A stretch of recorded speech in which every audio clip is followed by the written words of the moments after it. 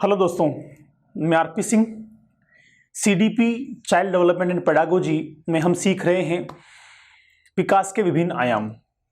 दोस्तों, विकास के विभिन्न आयाम या डायमेंशंस ऑफ डेवलपमेंट में हम पिछली क्लास में डिस्कशन कर रहे थे बालक के संज्ञानात्मक विकास से संबंधित कॉन्सेप्ट्स को लेकर।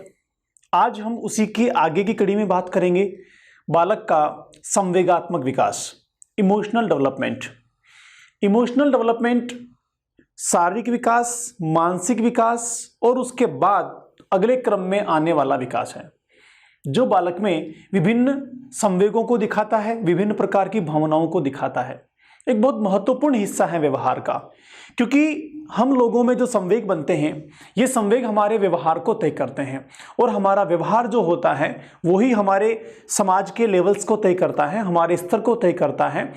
या फिर सीधी भाषा में यूं कहें कि हमें जितनी भी खुशी प्राप्त होती है, जितने भी दुख होते हैं, जिज्ञासाएं होती हैं, आश्चर्य होते हैं, ये सारी की सारी मनोदशा, ये सारी की सारी स्थितियां जो होती हैं ये सब संवेगों के रूप में होती हैं। इन सबको संवेग कहा जाता है।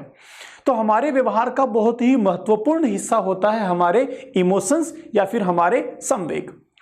संवेगों के बारे में जानना बहुत आवश्यक पहलू होता है दोस्तों, क्योंकि संवेगों के चलते ही हम प्रसन्न रहते हैं, संवेगों के चलते ही हम दुखी हो जाते हैं। संवेग ही हैं जो हमारे व्यवहार को एक दिशा प्रदान करते हैं। तो क्या कारण है जिसके चलते हम दुखी होते हैं, क्या कारण है जिसके चलते हम खुशी रहते हैं, प्रसन्न रहते हैं, कौन से कारण हैं जिसके चलते हमारा व्यवहार सुखदायी हो जाता है या फिर कष्टकारक हो जाता है। तो इन सारी चीज़ों का सीधा सीधा संबंध होता है हमारे संवेगों के साथ, इमोशंस के साथ, क्योंकि ये संवेग हमारी जन्मजात मूल प्रवृत्तियों से बनते हैं जो हम लोगों में बाय बर्थ आ गई हैं। जब इन मूल प्रवृत्तियों को, जन्मजात इंस्टिंक्ट को कोई बाहरी परिस्थिति मिलती है, उद्दीपक मिलते हैं, तो इस परिस्थिति या उद्दीपक से जन्मजात मूल प्रवृत्तियां जो हैं वो एक निश्चित दशा बनाती हैं। यह निश्चित दशा जिसका परिवर्तन और प्रभाव शारीरिक संरचना और शारीरिक व्यवहार में प्रकट होता है, इस तरह की उत्तेजना को हम संवेग कह देते हैं दोस्तों।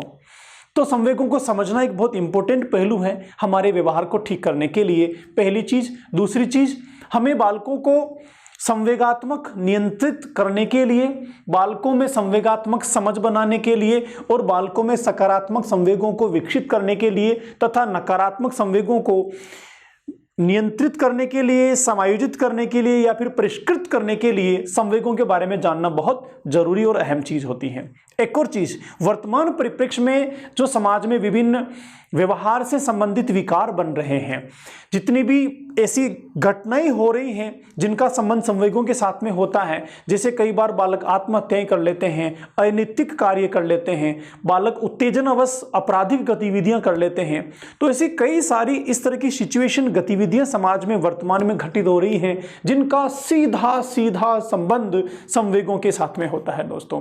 तो बहुत इंपॉर्टेंट टॉपिक है, बहुत इंपॉर्टेंट और महत्व का टॉपिक है जो हमारे व्यवहार को परिष्कृत करने के साथ प्रत्यक्ष रूप से जुड़ा हुआ होता है। तो आइए डिस्कशन करते हैं बालक के संवेगात्मक विकास को लेकर कि किस प्रकार बालक का संवेगात्मक विकास उसकी उम्र बढ़ने के साथ साथ होता है।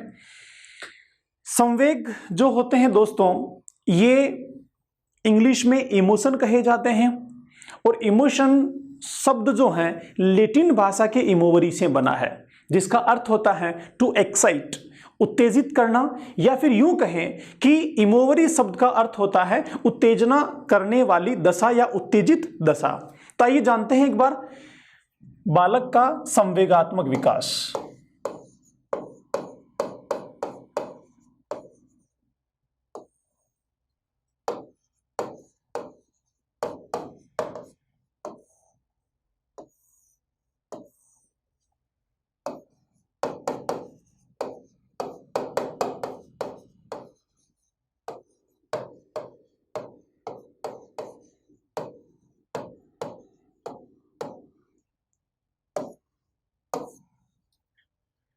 इमोशनल डेवलपमेंट,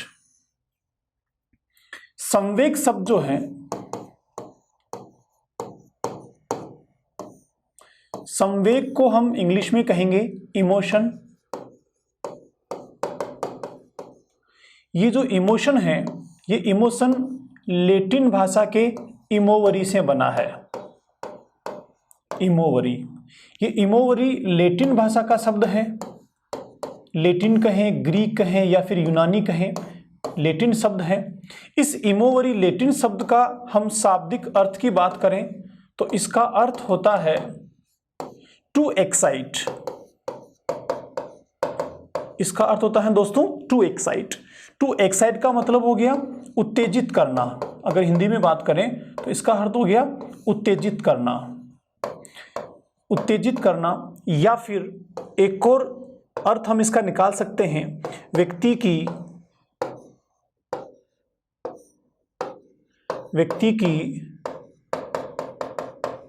उत्तेजना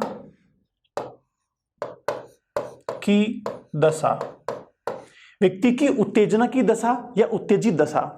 तो संवेग शब्द को इंग्लिश में क्या कहेंगे? इमोशन कहेंगे। इमोशन लैटिन भाषा के इमोवरी से बना है। इस इमोवरी का शाब्दिक अर्थ होता है टू एक्साइट, उत्तेजित करना। इस प्रकार इमोवरी का शाब्दिक अर्थ क्या हो गया? व्यक्ति की उत्तेजना की दशा या व्यक्ति को उत्तेजित करना। यह हो गया इमोशन का शाब्दिक अर्थ। आगे चलें तो इमोशन जो होता है दोस्तों, ये इमोशन को लेकर वुडवर्थ का कहना क्या है? हम वुडवर्थ की बात करें तो वुडवर्थ क्या कहते हैं इमोशन के बारे में? वुडवर्थ ने एक परिभाषा दी है इमोशन की, वो क्या है? संवेग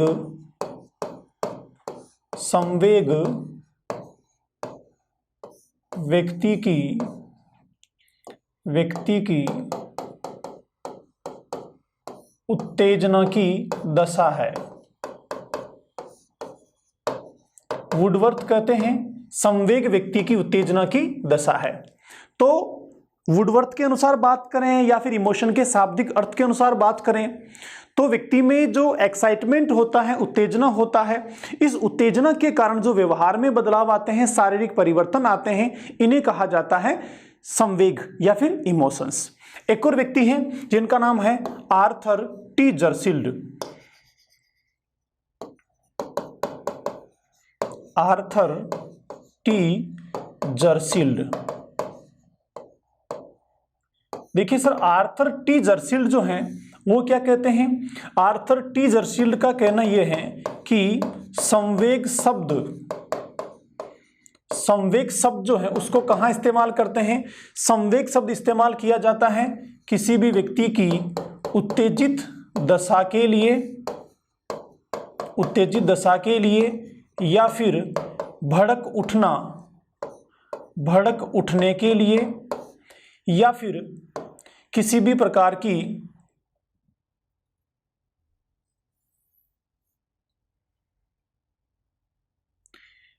आर्थर टी जर्सील्ड क्या कहते हैं संवेग शब्द के लिए?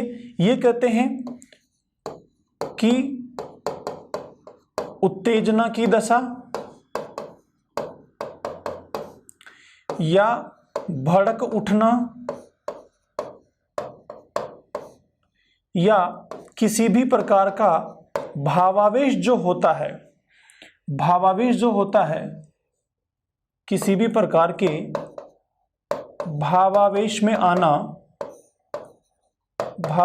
आना, इनको प्रदर्शित करने वाली या इन स्थितियों को बताने वाली दशा के लिए हम इमोशन शब्द का इस्तेमाल करते हैं। आर्थर टी जर्सील्ड क्या कहते हैं कि संवेग शब्द का इस्तेमाल किसके लिए किया जाता है? व्यक्ति की उत्तेजित दशा को बताने के लिए या फिर भड़क उठने जैसी दशा को बताने के लिए या फिर किसी भी प्रकार के भावावेश में आने की स्थिति को बताने के लिए संवेग या इमोशन शब्द का इस्तेमाल किया जाता है। ऐसा कौन कहते हैं? आर्थर टी जर्सील्ड ऐसा कहते हैं। अब एक बार इन दोनों की डेफिनेशन से और संवेग के शाब्दिक अर्थ से समझते हैं कि वास्तव में संवेग हैं क्या व्यवहार की स्थिति में। देखिए दोस्तों, अगर हम उत्तेजना की बात करें, एक्साइटमेंट की बात करें तो एक्साइटमेंट एक तो वह होता है जिसके द्वारा हम शारीरिक रूप से गतिशील हो जाते हैं, क्रियाशील हो जाते हैं और शरीर में एक्टिवनेस आ जाती है। यह सामान्य शारीरिक उत्तेजना की दशा जिसको एक्साइटमेंट कहा जाता है सामान्य स्थितियों में। लेकिन संवेग तो कई प्रकार के होते हैं। जैसे मैकडूगल की बात करें, मैकडूगल ने 14 प्रकार के संवेगों की बात की है, जिसमें कई संवेग ऐसे हैं जिसमें शारीरिक गतिशीलता या फिर शारीरिक उत्तेजना की स्थिति प्रदर्शित तो नहीं होती है, लेकिन यह कहीं ना कहीं व्यवहार में, भावों में प्रकट होती हैं। तो यहां पर उत्तेजना का मतलब, एक्साइट होने का मतलब क्या है? उत्तेजना या एक्साइटमेंट या भड़क उठना या भावावेश में आने का अर्थ यहां पर मानसिक रूप से है, मानसिक स्थितियों से है। जब भी व्यक्ति की मानसिक स्थितियों में कोई भाव बनते हैं, जब भी व्यक्ति की मानसिक स्थितियों में उत्तेजना बनती है, जब भी व्यक्ति मानसिक रूप से भड़क उठता है या उसमें एक्साइटमेंट आ जाता है, उस मानसिक बदलाव के कारण जो उसके व्यवहार में बदलाव आते हैं, चाहे वो व्यवहारिक बदलाव शरीर के द्वारा प्रकट होते हों या प्रकट नहीं होते हों, चाहे वो व्यवहारिक बदलाव फेस एक्सप्रेशन से, भाव भंगिमाओं से और किसी भी व्यवहारिक गतिविधियों से प्रकट होते हों, इन सारे व्यवहारिक गतिविधियों में होने वाले बदलावों को हम कहते हैं दोस्तों संवेग। एक व्यापक दृष्टिकोण से संवेगों को यहां पर हमने समझने की कोशिश की। आगे चलें तो संवेगों को लेकर किस प्रकार संवेगों की प्रक्रिया होती है उसको हम थोड़ा सा जानते हैं। तो संवेगों की प्रक्रिया क्या है? संवेग जो है इसकी प्रोसेस क्या है, ये बनते कैसे हैं? संवेग की प्रक्रिया, संवेग बनने की प्रोसेस क्या है? देखिए फ्रेंड्स, संवेगों को लेकर विभिन्न मनोवैज्ञानिकों के अलग अलग मत हैं। संवेग बनने की प्रोसेस को लेकर भी विभिन्न मनोवैज्ञानिकों के अलग अलग मत हैं। इन मतों में जो मैकडूगल है, मैकडूगल का मत सर्वमान्य है या सबसे ज्यादा प्रभावी है व्यवहारात्मक दृष्टिकोण से। अगर हम मैकडूगल के अनुसार बात करें तो मैकडूगल का कहना यह है कि हम सब में मूल प्रवृत्तियां होती हैं। क्या होती हैं सर? हम सब में मूल प्रवृत्तियां होती हैं। इन मूल प्रवृत्तियों को बेसिक इंस्टिंक्ट कहा जाता है, इंस्टिंक्ट कहा जाता है। ये जो मूल प्रवृत्तियां होती हैं, बेसिक इंस्टिंक्ट होती हैं, ये सारी की सारी मूल प्रवृत्तियां जन्मजात होती हैं। कैसी होती हैं? ये जन्मजात होती हैं। बाय बर्थ हम लोगों को मूल प्रवृत्तियां प्राप्त होती हैं। ये जो जन्मजात मूल प्रवृत्तियां होती हैं, हर एक मूल प्रवृत्ति किसी ना किसी संवेग से जुड़ी होती है या फिर किसी ना किसी संवेग को जन्म देती है। लेकिन ये संवेग व्यवहार में कब आता है? जब इन मूल प्रवृत्तियों को किसी भी उद्दीपक के साथ, किसी भी परिस्थिति के साथ कनेक्ट किया जाता है। तो जो मूल प्रवृत्तियां हैं, ये जब किसी भी बाहरी उद्दीपक या फिर परिस्थिति के साथ, किसके साथ? बाहरी उद्दीपक या फिर परिस्थिति के साथ। उद्दीपक हो गया हमारा स्टिमुलस, स्टिमुलस, और ये हो गई हमारी सिचुएशंस, सिचुएशंस। तो जब भी मूल प्रवृत्तियां किसी उद्दीपक के साथ इंटरेक्शन करती हैं या किसी परिस्थिति के साथ इनका इंटरेक्शन होता है, तो इसके परिणाम स्वरूप, किसके परिणाम स्वरूप? मूल प्रवृत्तियों का उद्दीपकों के साथ इंटरेक्शन होने के परिणाम स्वरूप जो भाव बनते हैं, भाव बनते हैं या फिर शारीरिक बदलाव आते हैं, शारीरिक मानसिक बदलाव आते हैं। इन शारीरिक मानसिक बदलावों की जो दशा होती है उसे हम कह सकते हैं दोस्तों संवेग, संवेग, इमोशंस। तो इमोशंस की प्रक्रिया कैसे हुई एक बार फिर से समझते हैं। मैकडूगल का कहना है कि हम सब में जन्मजात मूल प्रवृत्तियां पाई जाती हैं। ये जन्मजात मूल प्रवृत्तियां जब किसी बाहरी परिस्थिति के साथ या उद्दीपक के साथ इनका आमना सामना होता है, वहां से जानकारी, सूचनाएं इनको प्राप्त होती हैं, तो उन परिस्थितियों या उद्दीपकों के अनुरूप, उसके अनुसार हमारे मस्तिष्क में कुछ भाव बनते हैं। इन भावों के परिणाम स्वरूप कुछ शारीरिक या मानसिक बदलाव होते हैं और इस बदलाव की दशा को हम कहते हैं फ्रेंड्स संवेग का बनना या फिर संवेग जो व्यवहार में प्रदर्शित हो रहे हैं। एक बार समझते हैं यह प्रक्रिया घटित कैसे होती है हमारे मस्तिष्क में। मान लीजिए आप कोई मूवी देखने गए, किसी फिल्म को देखने गए। जब फिल्म देखने गए तो आपने फिल्म में क्या देखा कि कुछ डाकू हैं जो किसी गांव में चले गए हैं। पुरानी फिल्म है, घोड़ों पर बैठे हुए हैं और उन्होंने जाके गांव में कई लोगों को मार दिया है, तहस नहस कर रहे हैं, गोलियां चला रहे हैं, लड़कियों को उठा के लेके जा रहे हैं। जब इस तरह की गतिविधियां आपने देखी तो इन सारी गतिविधियों को देखते ही क्या हुआ? तुरंत आपके अंदर क्रोध का संवेग बनने लगा, आपको गुस्सा आने लगा। और जब आप देखते हैं कि जब ये चीजें और ज्यादा हद से आगे निकल जाती हैं, लोग बहुत ज्यादा परेशान और दुखी होकर मर रहे होते हैं, तो आप में दया बनने लगती है, आप में उनके प्रति दया की भावना बनने लगती है और इस दया के कारण आपको दुख होने लगता है और कुछ देर बाद आप रोने भी लग जाते हैं। अगर आप नहीं रो रहे हैं तो आपके आसपास कुछ महिलाएं बैठी हैं, लड़कियां बैठी, उनको देख लीजिए, आप टप टप आंसू आना शुरू हो जाते हैं। अब यहां पर हुआ क्या, यहां पर हुआ क्या, मैंने 3 तरह की भाव दशा का वर्णन किया। आप में पहले से ये मूल प्रवृत्तियां मौजूद हैं, बेसिक इंस्टिंक्ट मौजूद हैं। कौन कौन से मूल प्रवृत्ति की बात की मैंने? एक मैंने बात की क्रोध की, दूसरा मैंने बात की दया की और तीसरा मैंने बात की दुख की। ये तीनों संवेग हैं, ये तीनों मूल प्रवृत्तियां पहले आपके अंदर जन्मजात हैं और मौजूद हैं।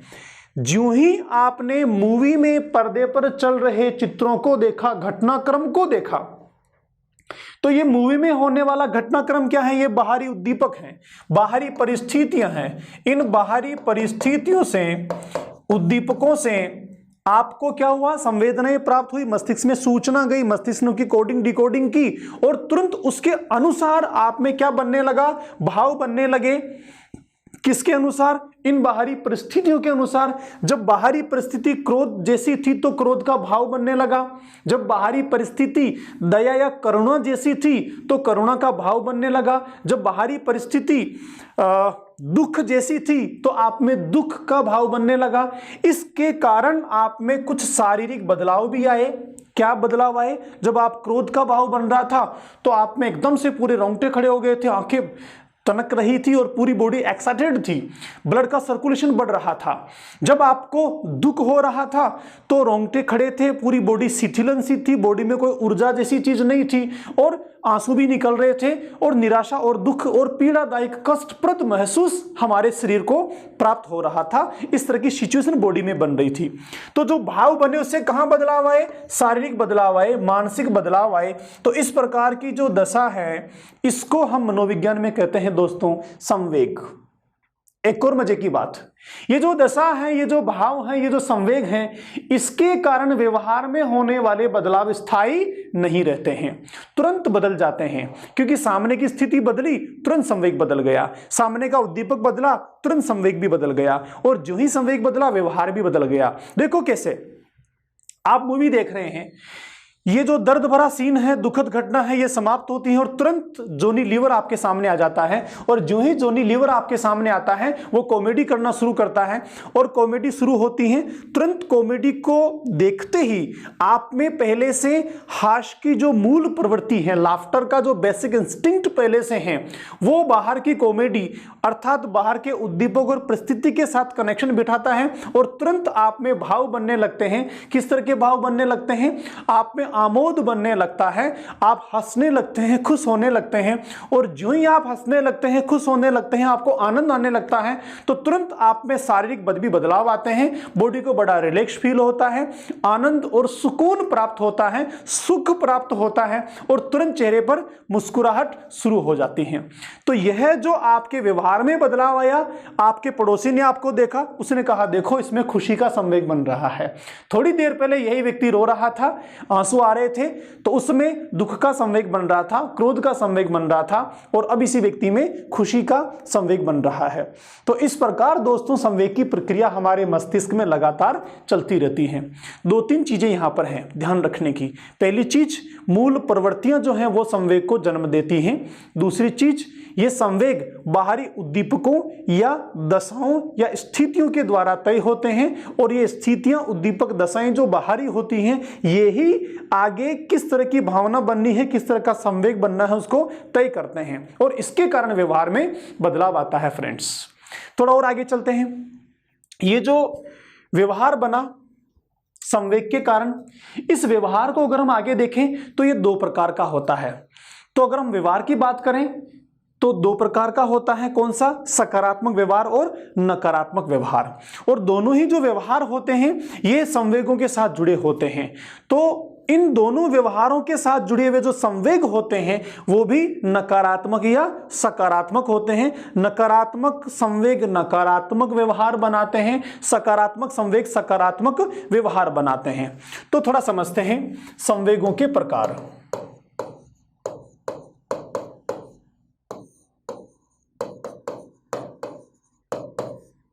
संवेगों के प्रकार।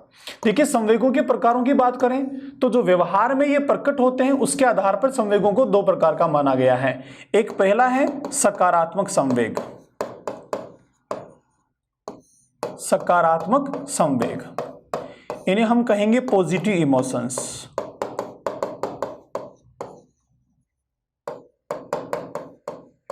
Positive emotions. दूसरे होते हैं फ्रेंड्स नकारात्मक संवेग।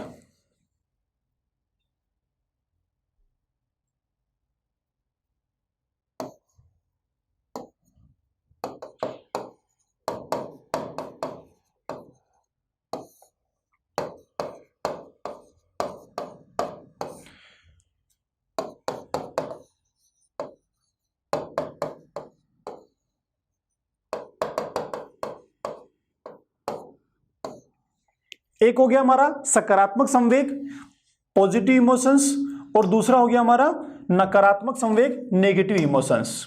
देखिए सर, जो सकारात्मक संवेग होता है, पॉजिटिव इमोशन होता है, वो क्या करता है, ये सुखकारी होता है।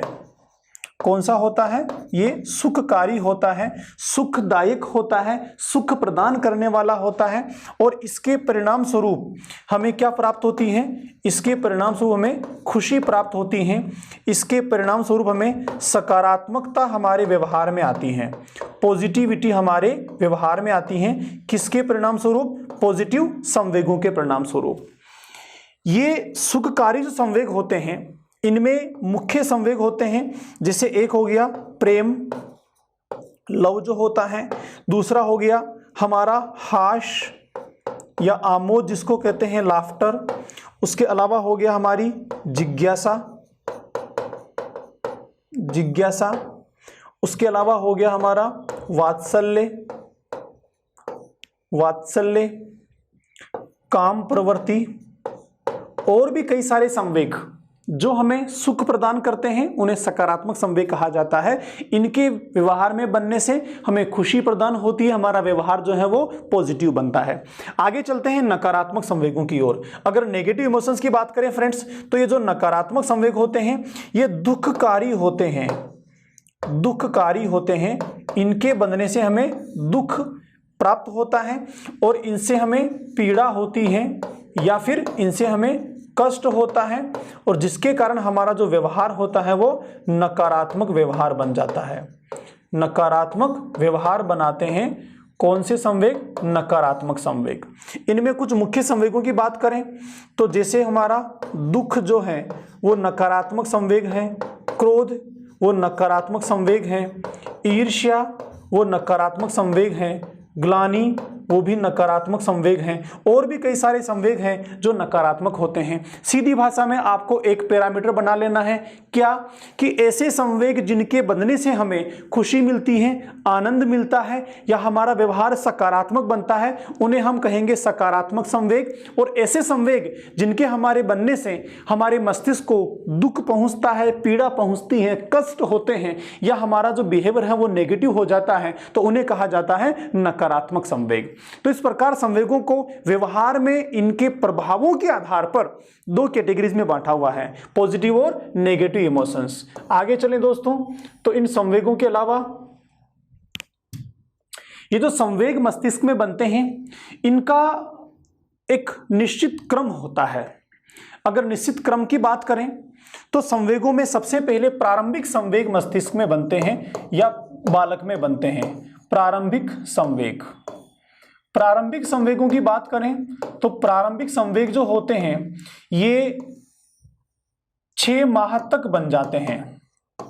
प्रारंभ में जन्म से लेकर 6 महीने की अवधि में ये प्रारंभिक संवेग बन जाते हैं। इन प्रारंभिक संवेगों की बात करें तो उत्तेजना एक पहला संवेग होता है, और जन्म के समय और भी कई सारे संवेगों को लेकर अलग अलग मत हैं, वो हम आगे बात करेंगे।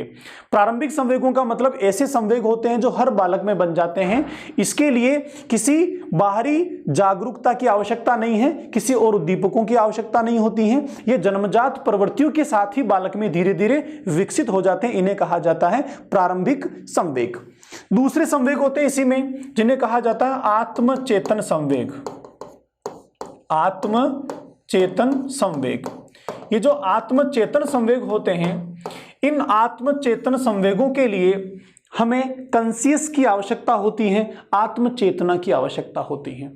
ये जो संवेग होते हैं ये 6 माह से लेकर लगभग 2 वर्ष की अवधि तक बनने वाले संवेग होते हैं। तो 2 तरह के संवेग हमने माने यहाँ पर। पहले ऐसे प्रारंभिक संवेग जिनके बनने के लिए हमें संचेतना की आवश्यकता नहीं होती है, कंसियसनेस की आवश्यकता नहीं होती है, ये हमारी बॉडी के साथ ही लगातार विकसित हो जाते हैं, जैसे जानवरों में होते हैं। ऐसे प्रारंभिक अवस्था में शुरुआती 6 महीने में बालकों में ये विकसित हो जाते हैं। उसके बाद दूसरे संवेग आत्मचेतना संवेग जिन्हें कहा जाता है, ये वो संवेग होते हैं जो 6 महीने के बाद आगे 2 वर्ष तक विकसित हो जाते हैं। इन संवेगों के बनने के लिए बालक में आत्मचेतना की आवश्यकता होती है। इस आत्मचेतना के आधार पर बालक दूसरे व्यक्तियों के व्यवहार को देखता है, सामाजिक सिचुएशन को देखता है, उस दूसरे व्यक्तियों के व्यवहार से, सामाजिक सिचुएशन से उसमें जो बनते हैं उन्हें कहा जाता है आत्मचेतना संवेग, जो 6 माह से 2 वर्ष में बनते हैं। और आगे चलें दोस्तों, तो संवेगों को लेकर विभिन्न मनोवैज्ञानिकों का अलग अलग मत है। जैसे हम कुछ मनोवैज्ञानिकों की बात करें, उसमें एक मनोवैज्ञानिक है जिसका नाम है वाटसन, अमेरिकन मनोवैज्ञानिक हैं, व्यवहारवादी हैं। हमने पीछे पढ़ा है वाटसन के बारे में। वाटसन क्या कहते हैं कि बालक में जन्म के समय 3 संवेग होते हैं। जन्म के समय 3 संवेग पाए जाते हैं, ऐसा वाटसन का मत है। इन 3 संवेगों में जो पहला संवेग है वह वाटसन के अनुसार जन्म के समय पहला संवेग हो जाएगा प्रेम, दूसरा है इनके अनुसार क्रोध, और तीसरा है इनके अनुसार भय। कई बार पूछा गया है वाटसन ने जन्म के समय 3 संवेगों को माना है, या वाटसन के मतानुसार जन्म के समय बालक में 3 संवेग होते हैं, उनमें से एक संवेग होता है प्रेम, दूसरा भय और तीसरा क्रोध। ये संवेग जन्म के समय होते हैं। हम दूसरे व्यक्ति की बात करें तो एक व्यक्ति है जिनका नाम है ब्रिजेज महोदय जो हैं, इनका कहना यह है कि बालक में कुल संवेग जो है वो 32 होते हैं। क्या कहना है इनका? कुल 32 संवेग व्यक्ति में या फिर बालक में पाए जाते हैं। इन 32 संवेगों में से जो प्रथम संवेग होता है, प्रथम संवेग या जन्म के समय होता है, वो ब्रिजेज के अनुसार होता है उत्तेजना, एक्साइटमेंट। ब्रिजेस क्या कहते हैं कि जन्म के समय बालक में जो प्रथम संवेग होता है वो कौन सा होता है? उत्तेजना होता है दोस्तों, उत्तेजना। एक और व्यक्ति की बात करें तो तीसरा व्यक्ति हमारा मैकडूगल का कहना यह है कि व्यक्ति में कुल 14 संवेग होते हैं। कितने होते हैं? कुल 14 प्रकार के संवेग होते हैं। इन 14 संवेगों में से जो प्रथम संवेग होता है, यह प्रथम संवेग मैकडूगल के अनुसार होता है भय संवेग सबसे पहले पाया जाता है। तो तीनों मनोवैज्ञानिकों के अनुसार बालक में जन्म के समय प्रथम या प्रारंभिक संवेगों को लेकर अलग अलग मत हैं, अलग अलग धारणाएं हैं। तीनों आपको ध्यान रखना है। पहला मैंने डिस्कशन किया वाटसन का। किसका? वाटसन का। वाटसन क्या मानते हैं कि बालक में जन्म के समय कुल संवेग जो है वो 3 होते हैं। उन 3 में से पहला संवेग है प्रेम, दूसरा है क्रोध और तीसरा है भय। ये तीनों संवेग जन्म के समय होते हैं, वाटसन ऐसा मानते हैं। अगले व्यक्ति की बात करें तो अगला व्यक्ति हमारा ब्रिजेस क्या कहते हैं कि बालक में जन्म के समय कुल संवेगों की संख्या जो है वो होती है 32। इनमें से प्रथम संवेग होता है उत्तेजना, एक्साइटमेंट। ऐसे ही हम अगले व्यक्ति की बात करें जिसका नाम है मैकडूगल का कहना यह है कि बालक में जन्म के समय कुल संवेग होते हैं 14। उनमें से जन्म के समय पहला संवेग होता है वो होता है भय। मैकडूगल का एक और मानना है कि बालक में जो 14 संवेग होते हैं कुल, ये प्रत्येक संवेग किसी न किसी मूल प्रवृत्ति के द्वारा बनता है और मूल प्रवृत्तियां संवेगों को जन्म देती हैं। आगे चलते हैं दोस्तों। एक और महत्वपूर्ण कॉन्सेप्ट है इसके साथ में, संवेगों के साथ, वो है हमारी भावना। इंग्लिश में कहेंगे हम इसको फीलिंग। भावना व संवेग दोनों को हम कई बार व्यवहार में एक जैसा मान लेते हैं, लेकिन दोनों में कुछ फर्क है। क्या फर्क है? किस तरीके से दोनों अलग अलग होते हैं उसको थोड़ा समझते हैं। पहले हम बात करते हैं भावना की, फीलिंग्स की। देखिए फ्रेंड्स, जो भावना होती हैं, फीलिंग्स होती हैं, ये हम सब में जन्मजात होती हैं। प्रत्येक व्यक्ति में भावनाएं जन्मजात होती हैं और ये सामान्य दशा में बनी रहती हैं। लेकिन जब इन भावनाओं को कोई बाहरी उद्दीपक प्राप्त होता है या कोई बाहरी परिस्थिति मिलती है, तो उस उद्दीपक या परिस्थिति के अनुसार भावनाओं में जो उद्दीपन बनता है, इस उद्दीपन की दशा को संवेग कहा जाता है। जैसे मैंने पीछे एग्जांपल दिया था, आप मूवी देख रहे हैं तो मूवी देखने के दौरान आप सब में सारी भावनाएं मौजूद हैं, जो हमेशा रहती है, हर स्थिति में रहती है, हर व्यक्ति में रहती हैं। लेकिन जो ही आपने कोई दुखदायी सिचुएशन को देखा, उद्दीपक को देखा, तो दुख का संवेग बनने लगा। खुशी वाले स्थिति को देखा, खुशी का संवेग बनने लगा। किसी नई चीज को देखा तो जिज्ञासा, आश्चर्य के संवेग बनने लगे। तो भावनाओं का मतलब हो गया हम सब में जो जन्मजात क्षमता होती हैं, सब में बनी रहती हैं। ये तो हो गई भावना। जब इस भावना से कोई विशेष प्रकार का व्यवहार बनने लगे उद्दीपक के द्वारा, तो वह कहलाता है संवेग। तो संवेग किससे बन रहे हैं? भावनाओं से बन रहे हैं। तो हमारी फीलिंग्स अलग होती हैं और संवेग अलग होते हैं। कई बार सामान्यतया दोनों को एक ही अर्थ में समझ लिया जाता है या दोनों को साथ में एक दूसरे के पर्यायवाची मान लिया जाता है, लेकिन ऐसा नहीं है। दोनों डिफरेंट कॉन्सेप्ट होते हैं, लेकिन दोनों का ही संबंध हमारे व्यवहार के साथ में होता है। दोनों ही आंतरिक संकल्पनाएं हैं और दोनों ही आंतरिक संकल्पनाएं बाहरी स्थितियों के साथ प्रभावित होती हैं और दोनों ही आंतरिक स्थितियों का बाहरी उद्दीपकों के साथ जो प्रभाव बनता है, उससे हमारे व्यवहार में बदलाव आता है। तो ये हमारा भावना और संवेग को लेकर एक कॉन्सेप्ट हो गया। अब दोस्तों और आगे की बात करें, आगे चलें, तो इमोशंस जो होते हैं, इनका अलग अलग अवस्थाओं में अलग अलग प्रकार से विकास होता है। तो संवेगों का विकास अवस्थाओं में कैसे कैसे होता है, हम उसको थोड़ा सा समझ लेते हैं। संवेगों का विकास मुख्यतया 3 अवस्थाएं हमारे विकास की मानी हुई हैं। उनमें से पहली अवस्था है शेषावस्था। शेषावस्था, हम शेषावस्था की बात करें, इन्फेंसी की बात करें, तो इन्फेंसी में जो संवेगात्मक विकास होता है वो काफी अधिक मात्रा में होता है और संवेगात्मक विकास काफी हद तक यहां पर बन चुका होता है। जैसा कि हमने पीछे डिस्कशन किया, शेषावस्था में उत्तेजना संवेग होता है, वो जन्म के समय ही बालक में बन जाता है। और आगे की बात करें तो लगभग 2 वर्ष की आयु तक, 2 वर्ष तक सभी संवेग बालक में बन जाते हैं।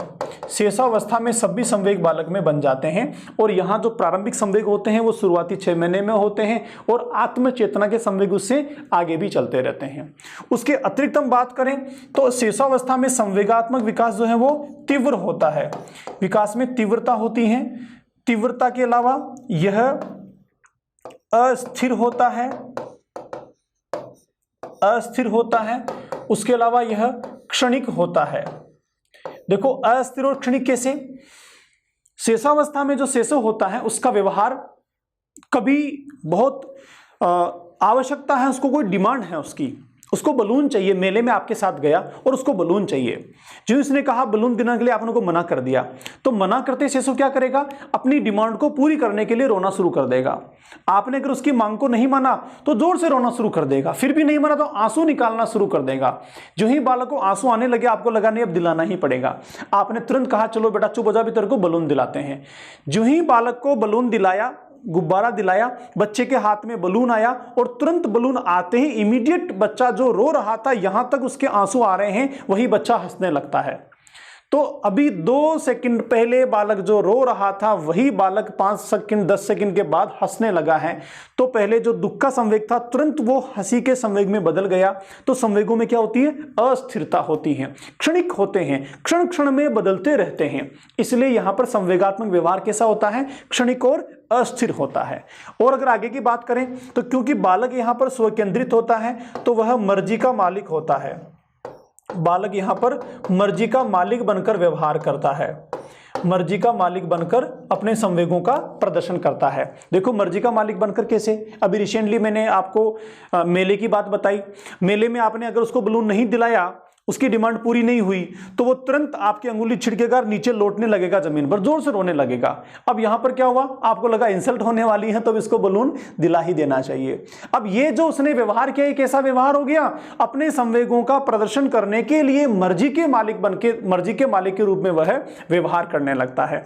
तो इस प्रकार शेषावस्था में संवेग काफी तीव्र मात्रा में होते हैं, काफी अधिक संख्या में होते हैं, काफी बड़ी इनकी मात्रात्मक होती है, क्षणिक होते हैं, ये अस्थिर होते हैं, और यहां पर बालक मर्जी का मालिक बनकर सभी प्रकार के व्यवहारों का प्रदर्शन करता है। अगर हम अगली अवस्था की बात करें फ्रेंड्स, तो अगली अवस्था होती है बाल्यावस्था। बाल्यावस्था, चाइल्डहुड। बाल्यावस्था में संवेग जो होते हैं ये तुलनात्मक थोड़े से शेषावस्था की तुलना में धीमे होते हैं। यहां पर संवेगात्मक जो प्रदर्शन होता है वो अस्पष्टता होता है, ज्यादा अस्पष्टता शेषावस्था में होती है, लेकिन यहां तुलनात्मक थोड़ी स्पष्टता संवेगों में आने लगती है। तो हम क्या कहेंगे, शेषावस्था की तुलना में संवेगों में स्पष्टता आने लगती है। किसकी तुलना में स्पष्टता आने लगती है, किसकी तुलना में आने लगती हैं, ये शेषावस्था की तुलना में संवेगों में स्पष्टता आने लगती है। दूसरी बात करें तो बालक में यहां पर समूह में रहने की प्रवृत्ति बनती है। किसकी प्रवृत्ति बनती है, समूह की प्रवृत्ति बनती है, और समूह में रहने के कारण बालक सही और गलत का निर्णय करना सीखना प्रारंभ कर देता है। तो समूह में रहने के कारण बालक क्या करता है, सही और गलत का निर्णय करना सीख लेता है, और सही व गलत का निर्णय करना शुरू कर देता है, या उसको इस प्रक्रिया को सीख जाता है।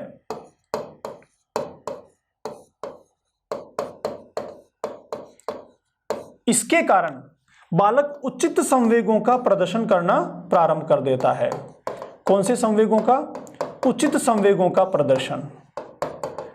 उचित संवेगों के प्रदर्शन से मतलब क्या हो गया, जिस तरह की स्थिति है उस स्थिति के अनुसार कौन सा संवेग उचित है उसी संवेगों का वो प्रदर्शन करता है, और जिस तरह की स्थिति नहीं है, वहां पर कोई संवेग उचित नहीं है, तो उसका प्रदर्शन वो नहीं करता है। इस तरह की समझ जो शेषावस्था में नहीं थी, लेकिन अब यह बाल्यावस्था में बन गई है। जैसे अभी मैंने एग्जाम्पल दिया था आपको मेले वाला, तो यही बालक अगर बाल्यावस्था का है और आपसे बलून मांगने की जिद करता है और आप इसको मना कर देते हैं, तो यह जमीन पे नहीं लेटेगा, जोर जोर से चिल्लाएगा भी नहीं, कोशिश करेगा आपको अपनी बात मनवाने के लिए कोई दूसरे तरीके काम में लेगा, लेकिन अनुचित संवेगों का यह प्रदर्शन नहीं करेगा। देखो क्यों नहीं करेगा, क्योंकि अब यह बालक जो पहले आत्मकेंद्रित था, सेल्फ सेंटर्ड था, अब ये धीरे धीरे सामाजिक हो रहा है।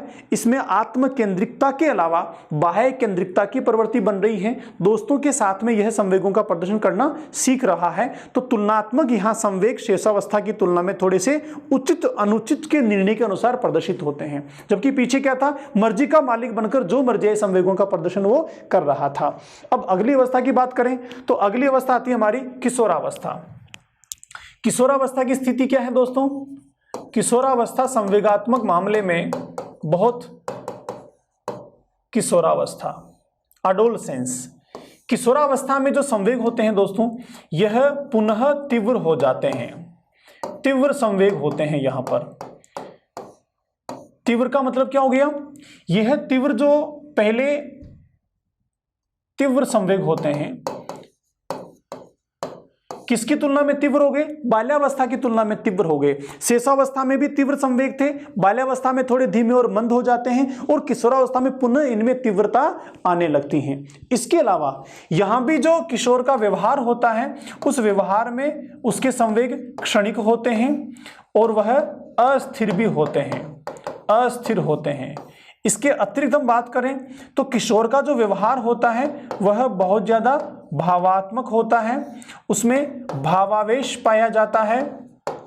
किशोर के व्यवहार में भावावेश पाया जाता है, अर्थात संवेगों की मात्रा ज्यादा होती है, और यहां संवेगों की तीव्रता इतनी ज्यादा होती है कि स्टैनली हॉल ने कहा है कि यह अवस्था आंधी तूफान और झंझावतों की अवस्था है। पीछे पढ़ा था हमने अवस्थाओं के उपनामों में। तो आंधी तूफान झंझावातों की अवस्था क्यों कहा था, मैंने तब भी आपको बताया था कि किशोरों के संवेग में इतनी तीव्रता होती है, इतनी प्रबलता होती है कि वह यह नहीं देखता कि व्यवहार में इसका क्या प्रभाव पड़ने वाला है या क्या प्रभाव नहीं पड़ने वाला है, बिना किसी परवाह के अपने संवेगों का प्रदर्शन वो करने लगता है। ऐसा इसीलिए होता है किशोर में क्योंकि किशोर में शारीरिक विकास पूर्णता को प्राप्त कर रहा है, किशोर का मानसिक विकास पूर्णता को प्राप्त कर रहा है, पूरी बॉडी में एनर्जी है, मस्तिष्क में एनर्जी है, बुद्धि पूर्णता को प्राप्त कर रही है, लेकिन अभी सामाजिक विकास और नैतिक विकास पूरी तरह से समाज के अनुरूप नहीं बन पाया है, वो बनने की स्थिति में है। तो इन सारे परिवर्तनों के साथ साथ बालक में लैंगिक अंगों में बदलाव आता है, हार्मोनल चेंजेस आते हैं, हार्मोन्स में बदलाव आता है। इन सारे बदलावों के चलते किशोर के संवेग बहुत तीव्र होते हैं, प्रबल होते हैं, और इन संवेगों में और कुछ प्रवृत्तियां पाई जाती हैं, जैसे किशोरावस्था में किशोर जो है संवेगों के कारण वीर पूजा जैसी प्रवृत्ति किशोर में पाई जाती हैं। वीर पूजा मैंने पीछे आपको बताया था, वीर पूजा का मतलब होता है किशोर किसी को भी अपना आदर्श मानता है और उस आदर्श व्यक्ति के अनुसार अपना व्यवहार करता है। इस तरह की प्रवृत्ति जो किशोर में बनती है वह वीर पूजा कहलाती है। संवेगों के कारण ही किशोरों में जो है विपरीत लिंगी के प्रति आकर्षण पाया जाता है, विपरीत लिंगी के प्रति आकर्षण पाया जाता है, विपरीत लिंगी के प्रति आकर्षण पाया जाता है। देखो, विपरीत लिंगी के प्रति आकर्षण का मतलब क्या हो गया, अपोजिट सेक्स के प्रति अट्रैक्शन, जैसे लड़का लड़की की तरफ आकर्षित होगा और लड़की लड़के की तरफ आकर्षित होगी। यह परिवर्तन भी बालकों में संवेगों के कारण ही पाया जाता है। इसके साथ साथ कुछ कारण और भी हैं, जहां मैंने पीछे आपको एडोलसेंस पढ़ाया था तब बताया था कि शारीरिक और लैंगिक बदलाव भी बालकों में किशोरों में आ रहे हैं, जिसके चलते ऐसा होता है। इसके अतिरिक्त किशोरावस्था में संवेगों के कारण आपराधिक प्रवृत्तियां भी विकसित होती हैं। कौन सी प्रवृत्तियां? आपराधिक प्रवृत्तियां भी किशोर में विकसित होती हैं। किसके कारण? संवेगों के कारण। बालक अपराधों की ओर आकर्षित होने लगता है, संवेगों के प्रभाव के चलते कई बार इस तरह की गतिविधियां वह कर लेता है जिसे समाज अपराध की श्रेणी में रखता है। इन सबके अतिरिक्त बालक में शारीरिक विकास के साथ साथ संवेगों के कारण समायोजन की समस्या भी बालक में बन जाती है। कौन सी समस्या? समायोजन की समस्या भी बालक में बन जाती है। क्यों बन जाती है समायोजन की समस्या? क्योंकि जो किशोर में बनने वाले संवेग हैं वो उसको कुछ अलग तरीके का व्यवहार करने की इच्छा उसमें बनाते हैं। समाज के साथ जो डिमांड है, समाज की जो मांग है वो अलग होती है और किशोर की इच्छा संवेगों के कारण अलग होती है, जिसके चलते किशोर में संवेगों के कारण सामाजिक समायोजन की समस्याओं का बालक को सामना करना पड़ता है। बालक यहाँ पर कष्टों में रहता है, दुखों में रहता है, शारीरिक और मानसिक समायोजन की समस्याओं से ग्रस्त रहता है। इसके चलते वह चिंतित भी रहता है और भी कई सारी स्थितियां होती हैं किशोरों में जो संवेगों के चलते यहाँ पर बनती है दोस्तों। तो इस प्रकार विभिन्न अवस्थाओं में संवेगात्मक विकास कैसे कैसे बनता है, कैसे कैसे व्यवहार में बदलाव आता है और कैसे कैसे संवेगात्मक व्यवहार बालकों में प्रकट होता है, वो हमने जानने की कोशिश की। इन सारी चीजों के बाद लास्ट में मैं आपके साथ यह बात करना चाहूंगा कि इन सारे अवस्थाओं के साथ जो संवेगात्मक बदलाव आ रहे हैं, इन बदलावों के चलते बालकों का व्यवहार भी लगातार बदलता रहता है। तो जिस उम्र के बच्चों के साथ आपका इंटरेक्शन हो रहा है उनके साथ आपको यह जानने की आवश्यकता है, समझने की आवश्यकता है कि अमुक बालक किस अवस्था का है और किस अवस्था में इसमें किस तरह के संवेग बन रहे हैं। अगर यह हमें समझ है तो डेफिनेटली हम उसके संवेगात्मक व्यवहार को समझ पाएंगे, और अगर हम संवेगात्मक व्यवहार को समझ पाए तो हम उसको समायोजन में मदद कर पाएंगे, और समायोजन में मदद कर पाए तो सही मायने में हम शिक्षक कहलाएंगे या शिक्षक की भूमिका अदा कर पाएंगे। फ्रेंड्स, इन सारी चीजों के कारण, इन सारे परिदृश्य के वजह से ये टॉपिक हमारे सिलेबस में रखा गया है। तो आपने अब तक इन सारी चीजों को एक ऑल ओवर व्यू के रूप में समझा। आइए एक बार फिर से डिटेल डिस्कशन करते हैं कि किस प्रकार बालक में संवेगात्मक विकास होता है, संवेग बनते हैं, संवेगों की सारी चीजें कैसे घटित होती हैं।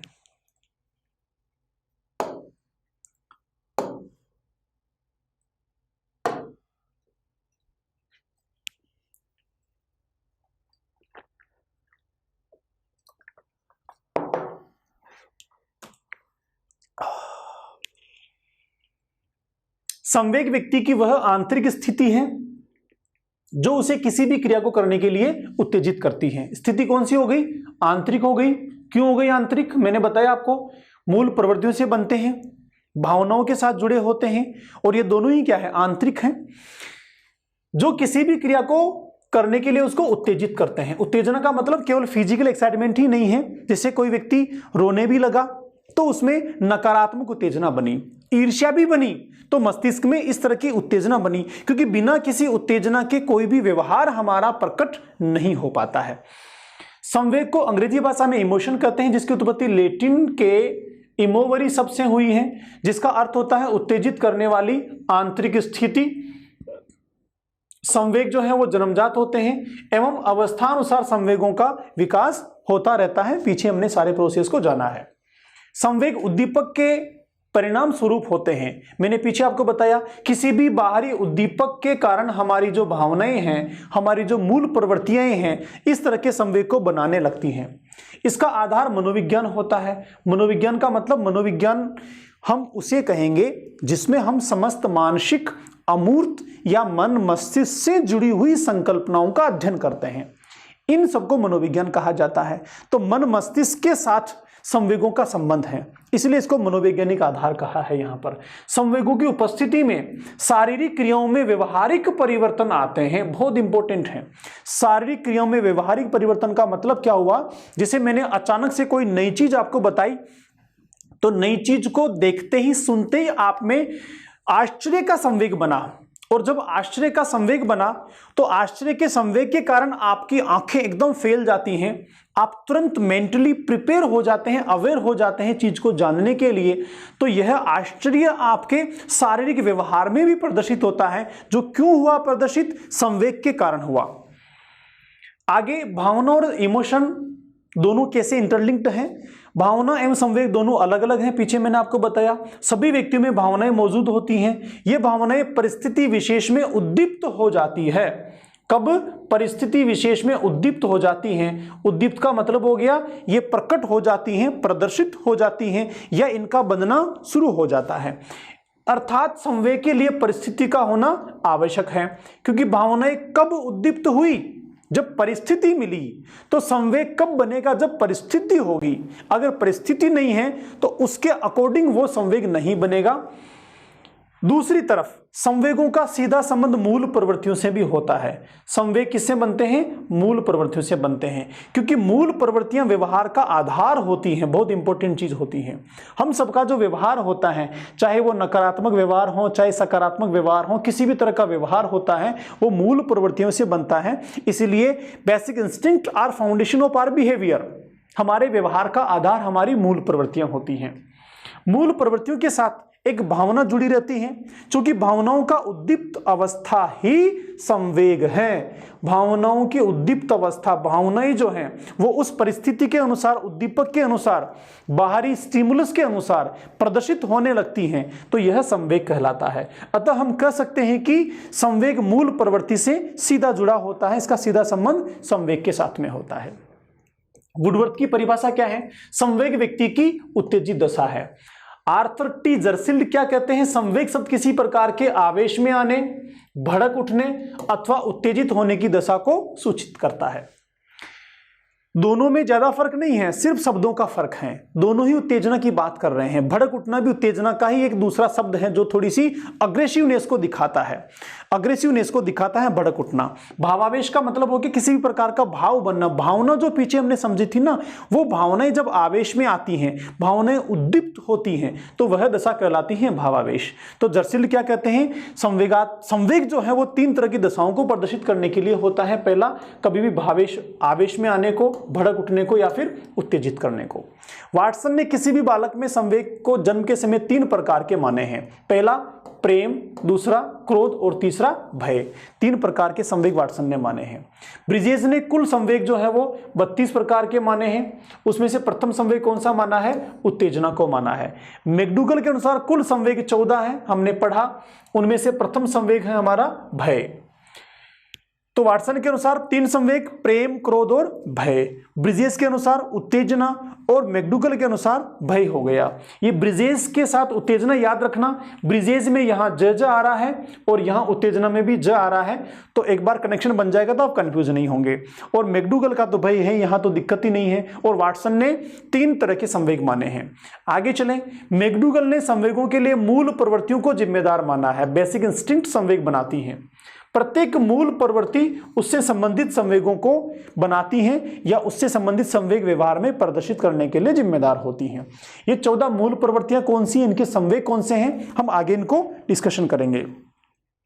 अब संवेग विकास के आयुनुसार चरण कि जैसे जैसे आयु बढ़ती है, आयु बढ़ने के साथ साथ किस प्रकार संवेग बालक में बढ़ते हैं या बनते हैं या उनका निर्माण होता है। तो यहां 2 तरह के माने हैं। पहले प्रारंभिक संवेग जो प्रारंभिक 6 माह में उजागर होते हैं, दूसरे आत्मचेतन संवेग जो चेतना के द्वारा उजागर होते हैं और 6 से लेकर 12 माह में होते हैं। हम प्रारंभिक संवेगों की बात करें तो प्रारंभिक संवेग में जन्म के समय हमने पीछे पढ़ा है कौन कौन से संवेग हैं अलग अलग व्यक्तियों के अनुसार, लेकिन सामान्य विचारधारा क्या है कि जन्म के समय सबसे पहला संवेग उत्तेजना होता है। तो 1 माह में कौन कौन से संवेग बन जाते हैं, 1 माह में पीड़ा और आनंद संवेग बन जाते हैं। जब यही बालक 3 महीने का हो जाता है तो क्रोध संवेग इसमें बनने लगता है। जब यही बालक 4 महीने का हो जाता है तो इन सबके साथ साथ उसमें खुशी, दुख, चिढ़ और परेशानी ये संवेग भी उसके व्यवहार में प्रदर्शित होने लगते हैं। यही बालक जब 2 से लेकर 6 माह का हो जाता है अर्थात 4 माह से आगे चला जाता है तो इसमें डर बनने लगता है, भय बनने लगता है। 10 माह के बालक में आश्चर्य और प्रेम संवेग भी प्रकट होने लगते हैं। देखो यहां पर अलग अलग मनोवैज्ञानिक की अलग अलग मत, अलग अलग विचारधाराएं हैं। आगे बात करें तो आत्मचेतन संवेग का मतलब हो गया ऐसे संवेग जिसके लिए हमारा चेतन अवस्था काम करती है, हम अवेयर रहते हैं, समाज के साथ इंटरेक्शन करते हैं, तब ये संवेग बनते हैं। और प्रारंभिक संवेगों के लिए चेतना की आवश्यकता नहीं है, ये हमारे शरीर से सीधे संबंध रखते हैं और शरीर के विकास होने के साथ साथ ही मूल प्रवृत्तियों के द्वारा हमारे अंदर विकसित हो जाते हैं।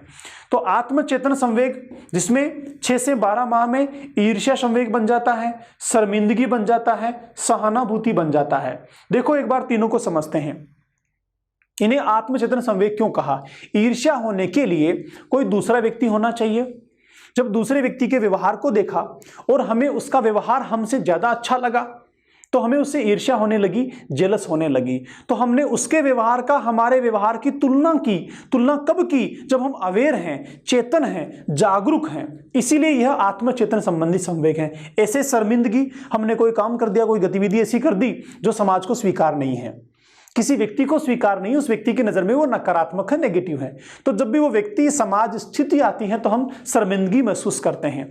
तो यह भी कब हुई? जब हमने इस चीज को जाना, महसूस किया, समझा कि ये जो काम है ये समाज के विरोधी हैं, ऐसा मुझे नहीं करना चाहिए था, तब जाके शर्मिंदगी का बनता है। तो यहाँ भी चेतन का बहुत रोल है। चेतन है, अवेयर है, जागरूक है तो शर्मिंदगी होगी। अगर चेतन, जागरूक, अवेयर ही नहीं है तो कोई शर्मिंदगी नहीं होगी, कोई हमें किसी प्रकार की ईर्ष्या नहीं होगी, सब बराबर से होंगे।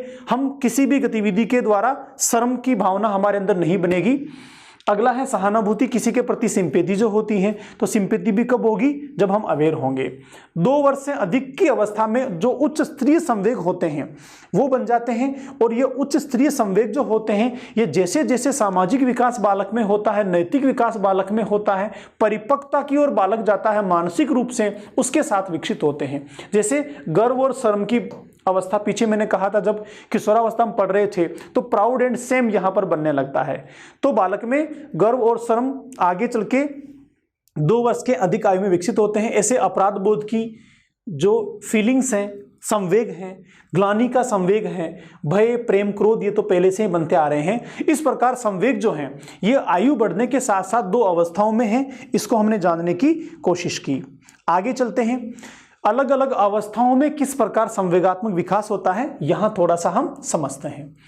शेषावस्था में संवेगात्मक विकास, तो बालक जन्म के समय केवल उत्तेजना का अनुभव करता है और यह उत्तेजना शरीर के साथ ही जुड़ी होती है, बाहरी उद्दीपकों से इसका ज्यादा लेना देना नहीं होता है। संवेगों का विकास आयु के लगभग 2 वर्ष के भीतर हो जाता है। संवेगात्मक विकास में क्रमशः उत्तेजना फिर उसके बाद पीड़ा, फिर उसके बाद आनंद, फिर क्रोध, फिर परेशानी, फिर डर, फिर प्रेम, फिर ईर्ष्या, फिर खुशी आदि संवेग जन्म से 2 वर्ष की आयु में व्यक्त होने लगते हैं। इनकी सीक्वेंस मनोवैज्ञानिकों ने बताने की कोशिश की है। शेषावस्था में बालक का संवेगों पर कोई नियंत्रण नहीं होता है। क्यों नहीं होता है? क्योंकि अभी वो मानसिक रूप से इतना विकसित नहीं हो पाया है एवं बालक अपनी इच्छानुसार संवेगों का प्रदर्शन करता है और यह इच्छानुसार संवेगों का प्रदर्शन करने के कारण हम कहते हैं वह मर्जी का मालिक होता है। शेषावस्था में संवेग सर्वाधिक अस्थिर होते हैं, लगातार इनमें बदलाव होता रहता है। आगे चलें तो बाल्यावस्था में संवेग, चाइल्डहुड में इमोशंस कैसे होते हैं? इस अवस्था में संवेग की अभिव्यक्ति बच्चे के स्वयं के कार्य के प्रति संतोष या दुख, आनंद आदि के स्वरूप में व्यक्त बालक करता है। बच्चों में सामूहिकता का विकास होने के साथ उसमें अपने मित्रों के साथ प्रेम, द्वेष, प्रतिस्पर्धा, घृणा की भावना भी विकसित होने लगती हैं। अब देखो ये जो संवेग हैं, ये सारे के सारे संवेग बालक में कब विकसित होंगे? जब बालक को समूह मिलेगा, समूह के साथ उसका इंटरेक्शन होगा या व्यवहार होगा। तो ये बाल्यावस्था में ही समूह का निर्माण होता है, बाल्यावस्था में ही बालक गैंग एज या समूह की आयु में रहता है। इसलिए ये सारे संवेग जो हैं प्रदर्शित कहाँ होते हैं? बाल्यावस्था में होते हैं। इस अवस्था में संवेगों में स्थायित्व भी आने लगता है। किसकी तुलना में? शेषावस्था की तुलना में थोड़ा स्थायित्व आने लगता है, थोड़ी स्पष्टता भी आने लगती है, जिससे वे अपने भय और क्रोध को नियंत्रित करने लगते हैं। बहुत इंपॉर्टेंट चीज है। पीछे मैंने बताया था कि जब शेषव होता है तो वो अपने डर के कारण बहुत रोने लगता है, चीखने लगता है, कंट्रोल नहीं कर पाता है। क्रोध अगर आ गया तो किसी भी चीज को तोड़ देता है, फोड़ देता है, किसी भी लेवल तक चला जाता है। लेकिन यही जब अब बालक बन गया है तो इसमें थोड़ा सा नियंत्रण आ गया है। ये अपने क्रोध को उस तरीके से प्रदर्शित अब नहीं करता है जैसे शेषावस्था में करता था। अब ये भयभीत इतना नहीं होता है जितना शेषावस्था में होता था। ऐसा इसलिए हो रहा है कि शेषों की तुलना में अब थोड़ा नियंत्रण करने की क्षमता इसमें बन गई है। बाल्यावस्था में बालक समूह के बीच में रहकर उचित समय पर उचित संवेगों का प्रदर्शन करना सीख जाता है, क्योंकि सही और गलत का कुछ हद तक कॉन्सेप्ट बालक में बनना शुरू हो जाता है। अब चलते हैं किशोरावस्था की ओर। किशोर में जो संवेग होते हैं उसके लिए क्या क्या चीजें हैं? इस अवस्था में संवेगों में नियंत्रण बहुत कठिन होता है। क्यों होता है कठिन? क्योंकि संवेगों में तीव्रता होती है, प्रबलता होती है, आंधी तूफान जैसे होते हैं। शरीर का विकास भी संवेगों से प्रभावित होता है।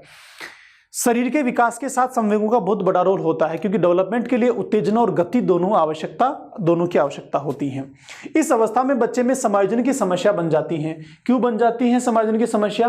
क्योंकि संवेगात्मक विकास के कारण बालक में जो संवेग बन रहे हैं उन संवेगों की डिमांड अलग होती है, जबकि समाज उनको स्वीकार नहीं करता, इसलिए समायोजन की समस्या बालक में बन जाती है। किशोर अनुकूल परिस्थितियों में उत्साहित होते हैं, प्रतिकूल परिस्थितियों में निराशा से घिर जाता है। इससे अवसाद की स्थिति भी बन जाती है। अवसाद का मतलब हो गया दुख या मानसिक रूप से परेशान होने की स्थिति या दशा। तो जब प्रतिकूल परिस्थितियां होती हैं तो बालक दुखी हो जाता है, अपने आप को कष्टप्रद महसूस करता है, तनाव में आ जाता है और अवसाद की ओर चला जाता है, और आगे चल के यही अवसाद कई तरह के नकारात्मक गतिविधियों के लिए जिम्मेदार होता है। लेकिन जब बालक के सामने सकारात्मक परिस्थितियां होती हैं तो वह उत्साहित भी होता है, उत्तेजित और प्रसन्नचित्त भी हो जाता है। क्रोध भी इस अवस्था में शीघ्र आता है, तेजी के साथ आता है, क्योंकि संवेग प्रबल है, जिसके कारण वह साथियों से लड़ाई झगड़ा अधिक करता है। तो यहाँ पर आपराधिक गतिविधियां, लड़ाई झगड़े सब भी किशोर में पाए जाते हैं। विपरीत लिंग के प्रति भी यहाँ पर आकर्षण बढ़ जाता है। किशोर अवस्था में संवेग पुनः तीव्र मात्रा में जागृत हो जाते हैं। देखो पुनः का मतलब यहाँ पर क्या है?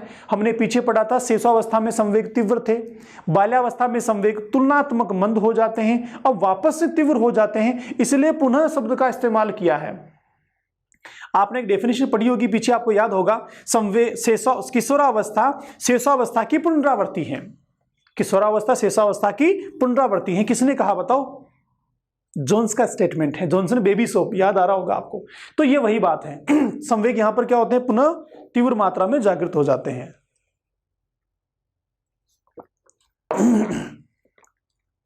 पूर्व किशोरावस्था में संवेग क्षणिक होते हैं और अस्थिर होते हैं। किशोरावस्था में संवेगों के कारण वीर पूजा की प्रवृत्ति पाई जाती है, अपने किसी आदर्श को मानते हैं, आइडियोलॉजी होती है। किशोरावस्था में आपराधिक प्रवृत्तियां भी बनने लगती हैं, क्योंकि बालकों में क्रोध और संवेगों की प्रबलता होती है। तो हमने तीनों अवस्थाओं में संवेगों के विकास को समझा और संवेगात्मक विकास के कारण बनने वाली दशाओं को जानने की कोशिश की। अब क्लासरूम में जब आप होते हैं, बच्चों के साथ काम कर रहे होते हैं कक्षा में, तो आपके साथ जो बच्चा आएगा वो 5 साल पूरा करने के बाद आएगा क्योंकि सरकारी नियम है 5 साल पूरा होने के बाद बच्चे का हम पहली क्लास में एडमिशन करते हैं। तो ये जो पहली क्लास में बच्चा आपके पास आ रहा है, यह बालक है, बाल्यावस्था का है। तो बालक में जो संवेग होते हैं वो अलग प्रकार के हैं, उसके साथ आपका व्यवहार हो रहा है। आप क्या हैं वहां पर? आप प्रौढ़ हैं। आप प्रौढ़ हैं, तो आप जो प्रौढ़ हैं आपके संवेग अलग प्रकार के हैं और उस बालक के संवेग अलग प्रकार के हैं। तो आपको आपके संवेगों को भी समझना होगा और बालक के संवेगों को भी समझना होगा, तब जाके दोनों के बीच जो व्यवहार है, संवेगात्मक जो समझ है, इमोशनल अंडरस्टैंडिंग है, वो ठीक से बॉन्ड हो पाएगी। और जब इमोशनल अंडरस्टैंडिंग ठीक से बॉन्ड होगी फ्रेंड्स, तब जाके आप बच्चों के साथ सही काम कर पाएंगे और बच्चों के लिए एक आइडियल टीचर बन पाएंगे, सीधी भाषा में बच्चों को सिखा पाएंगे। अगर आप बच्चों को इमोशनली ही मैनेज नहीं कर पाते हैं, संवेगात्मक रूप से उनको सामान्य नहीं बना पाते हैं, उनमें जिज्ञासा नहीं ला पाते हैं, उनको उत्तेजित नहीं कर पाते हैं सीखने के लिए तत्पर नहीं कर पाते हैं, उनको प्रसन्नचित्त माहौल नहीं दे पाते हैं, अगर 3 चीज हम बच्चों में नहीं बना पाए, क्या? जिज्ञासा, सीखने के लिए तत्परता, रेडीनेस, एक्साइटमेंट और प्रसन्नचित्त मानसिक कॉन्सेप्ट, अगर 3 चीज बच्चों में हम नहीं बना पाए तो डेफिनेटली बच्चों को सीखने की प्रक्रिया हम शुरू ही नहीं कर पाएंगे। सीख ही नहीं पाएगा बच्चा। सीखने के लिए कई सारे आवश्यक पहलू होते हैं, लेकिन तीनों जो मैंने आपको बताए संवेग से जुड़े हुए हैं, ये आवश्यक होते हैं। दोस्त, ये कब हो पाएंगे? जब हम उस बालक के इमोशनल कॉन्सेप्ट्स को जान रहे होंगे और हमारे इमोशनल कॉन्सेप्ट्स को जान रहे होंगे, तब जाके यहां पर इमोशनल बॉन्ड क्लासरूम्स में हो पाएगा। तो एक बार ऐसा ही टॉपिक है जहां पर हम बालक के संवेगों की तुलना किशोर या प्रौढ़ के साथ में कर रहे हैं। बालक व प्रौढ़ में संवेग, बालक के संवेगात्मक लक्षणों को आसानी से पहचाना जा सकता है। एक और इंपॉर्टेंट चीज, शेषों में आसानी से पहचान नहीं हो पाती है, लेकिन बालक के संवेगों को आसानी से पहचाना जा सकता है। छोटा बच्चा है, पहली दूसरी क्लास का, वो चुपचाप कोने में बैठा हुआ है, थोड़ा गुस्सा होके, आप एक बार देखते ही पहचान लोगे इसके साथ कोई ना कोई, आपने कहो, आप कहोगे बेटा किसने पीटा, किसने तेरे साथ शैतानी की, किसने तेरे को परेशान किया, बता मुझे, और तुरंत बोल देगा मेरे को इस बच्चे ने परेशान किया। यही कक्षा अगर किशोरों की है तो एक बार पहले ही नजर में किसी गुस्से वाले किशोर को, किसी दुखी किशोर को आप पहली साइट में शायद नहीं पहचान पाओ। हो सकता है उसमें जो मानसिक परेशानी है वो उसके व्यवहार में आसानी से प्रकट नहीं हो पाए, लेकिन तुलनात्मक बालकों में आप तुरंत देख पाएंगे। कोई बालक क्रोध में है, तुरंत आप देखते ही 2 सेकंड में पता लगोगे बालक क्रोधित हो रहा है। तो यहां पर संवेगों को आसानी से पहचाना जा सकता है। किसमें? बालकों में। बालकों में संवेगात्मक नियंत्रण प्रौढ़ों की तुलना में कम होता है। बहुत इंपॉर्टेंट चीज है, आपको ध्यान रखनी है। किसकी तुलना में? प्रौढ़ों की तुलना में। मतलब अगर बालक को गुस्सा आ गया तो वो लगातार चलेगा, कंट्रोल्ड नहीं होगा। बच्चे लड़ाई कर रहे हैं, 2 बच्चे बहुत क्रोधी हैं, क्रोध आ रहा है, दोनों लड़ रहे हैं आपस में, फिजिकली उनमें लड़ाई हो रही है, गुत्थम गुत्था हो रहे हैं। जो ही आप क्लास में गए, क्लास में जाते तुरंत आपको क्या एक्सपेक्टेशन है? आपको यह एक्सपेक्टेशन है, आपने यह उम्मीद बनाई हुई है कि जो ही मैं क्लास में जाऊंगा सारे बच्चे डिसिप्लिन से बैठ जाएंगे और मेरे वहां उपस्थित होने का एक कायदा रखेंगे। लेकिन आप जब छोटे बच्चों की क्लास में गए तो आपने देखा कि मेरे जाने के बाद भी दोनों बच्चे जो लड़ रहे हैं वो अभी भी क्रोध में अभी भी लड़ रहे हैं। आपके जाने का उनके ऊपर कोई बड़ा प्रभाव नहीं पड़ा।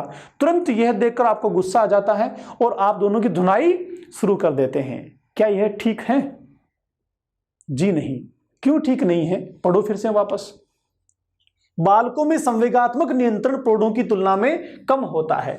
अगर यहां पर प्रौढ़ होता, किशोर होता, तो शायद आपके आते तुरंत अपने क्रोध को कंट्रोल करता और बैठ जाता, अनुशासन में आ जाता। लेकिन क्योंकि यह बालक है, ये अपने क्रोध पर तुरंत कंट्रोल नहीं कर पाया और आपके आने के बाद भी उसी अवस्था में है जैसा आपके आने से पहले था। तो याद रखिए, जब भी कोई नकारात्मक संवेगात्मक स्थिति बालकों में बनती है, आपको तुरंत क्या ध्यान रखना है कि भाई ये बालक है, जैसे संवेगों पे कंट्रोल मैं करता हूं ऐसे कंट्रोल अभी ये कर नहीं सकता, क्योंकि अभी इसमें मैच्योरिटी नहीं आई है। बालक प्रौढ़ों से अधिक स्वैच्छिक रूप से संवेगों को प्रदर्शित करते हैं। बहुत इंपॉर्टेंट चीज है। स्वैच्छिक रूप से संवेगों को प्रदर्शित करने का मतलब क्या हुआ?